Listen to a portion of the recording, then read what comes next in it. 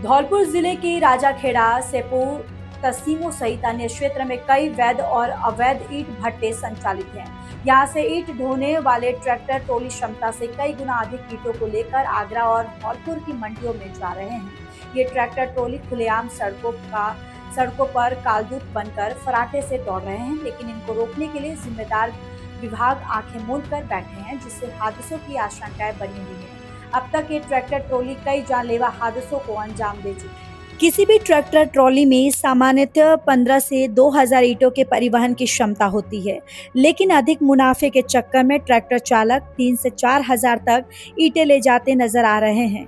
लेकिन इन tractor trolley और ट्रॉलियों में जितनी ईंटें ट्रोला बॉक्स के अंदर होती हैं, उतनी ही ऊपर खुली लाद दी जाती हैं।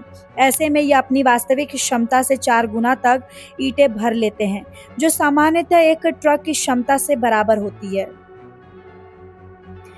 इस 4 गुणे भार को खींचने में ट्रैक्टर के अगले पहिए जमीन से 6 इंच तक ऊंचे उठ जाते हैं और चालक का नियंत्रण इस पर कम हो जाता है। किसानों के कृषि प्रयोग में होने के कारण इनका रजिस्ट्रेशन शुल्क अत्यंत कम होता है।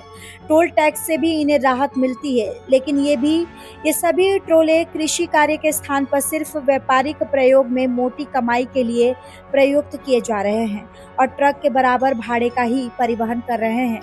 ऐसे में वह 3 गुना तक अधिक मुनाफा कमा रहे हैं। साथ ही ये वाहन राजस्व की मोटी चोरी भी कर रहे हैं।